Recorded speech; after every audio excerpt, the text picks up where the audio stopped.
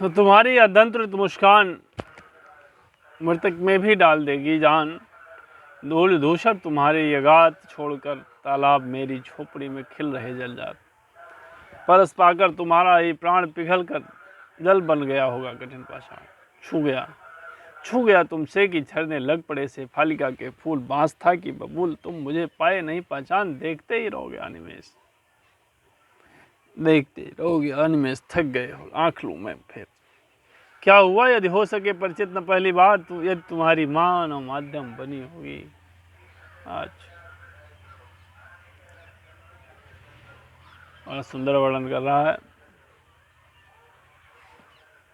कि दंत्रित माने बच्चों के नए नए दांत,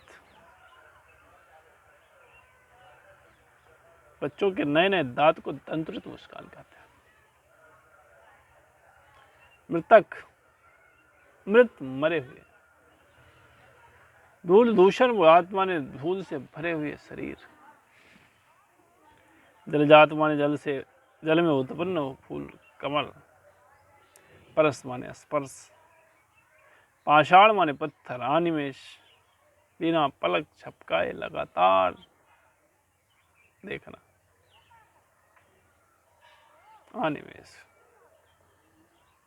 यह प्रस्तुत पद्य हमारे हिंदी पाठ्य पुस्तक हिंदी क्षितिज भाग 2 के अंतर्गत आधुनिक कवि नागार्जुन द्वारा रचित यह दंत्रित मुस्कान कविता से अवतरित है। प्रस्तुत कविता में नए नए दांत आए छोटे बच्चे की मुस्कान का बहुत ही मनोहारी चित्रण किया गया है। उसी पे कवि कहता है कि तुम्हारी यह दंत्रित मुस्कान मृतक में भी डाल देगी जान। धूल धूसर तुम्हारे ये गात छोड़कर तालाब मेरे खिल रहे जलजात। परस पाकर तुम्हारा ही प्राण। यानी बच्चे को देख करके कवि कहता है कि छोटे बच्चे जिसके अभी नए नए दांत निकले हों, छोटे बच्चे अर्थात जिसके नए नए दांत निकले हों कि मुस्कान मरे हुए व्यक्ति में भी जान डाल देगी। मरे हुए व्यक्ति में भी जान डाल देगी अर्थात मृत भावनाओं वाले कठोर हृदय का व्यक्ति भी छोटे बच्चे की मुस्कान को देखकर उसकी तरफ आकर्षित हो जाता है, उसकी तरफ आकर्षित हो जाता है। इसलिए दूध से भरा छोटा सा मुस्कुराता हुआ बच्चा,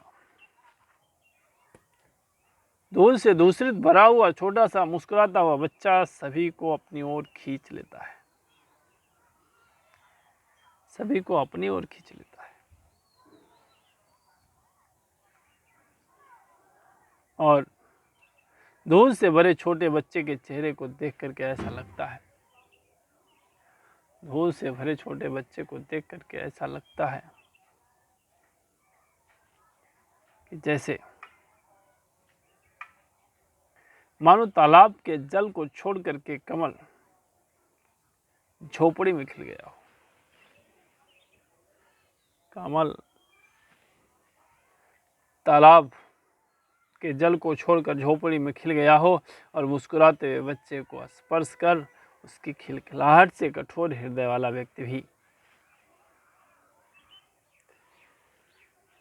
मुस्कुराते हुए बच्चे को स्पर्श कर उसकी खिलखिलाहट से कठोर हृदय वाला व्यक्ति भी जल जैसा शीतल बन जाता है।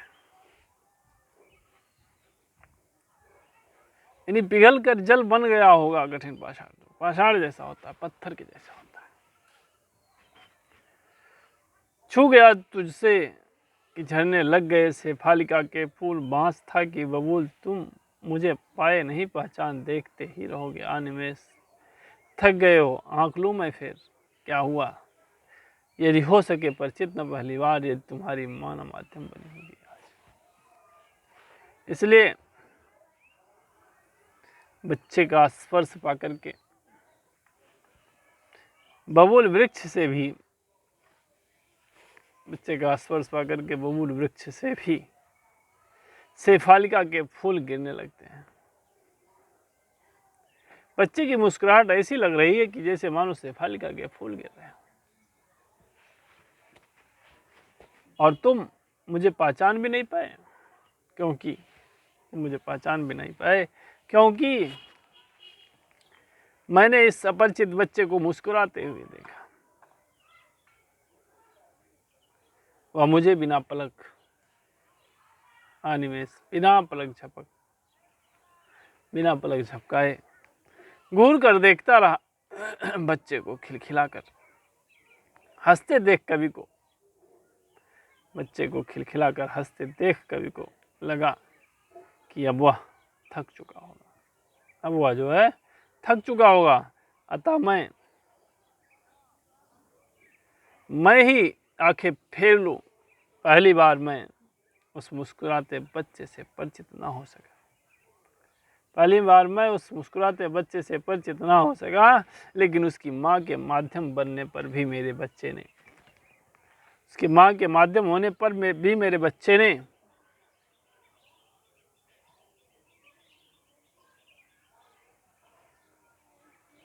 उसकी माँ के माध्यम बनने पर भी मेरी बच्चे से जानकारी बढ़ी और मेरा परिचय बच्चे से माँ ने ही करवाया। मेरा परिचय बच्चे से ही माँ ने ही करवाया। यानी दंतरित बच्चे की मुस्कान अत्यंत मोहक होती है। बच्चे की मुस्कुराहट कठोर हृदय को भी अपनी ओर खींच लेती है। कवि ने बच्चों की मुस्कान के सुंदर उपमान प्रयुक्त किए हैं। बच्चे भगवान का रूप है। कवि ने इस तथ्य को रेखांकित किया है। लाक्षणिक शैली का प्रयोग हुआ है, भाषा सरल और स्पष्ट है। इसी के साथ हम अपनी वाणी को विराम देंगे। Thank you.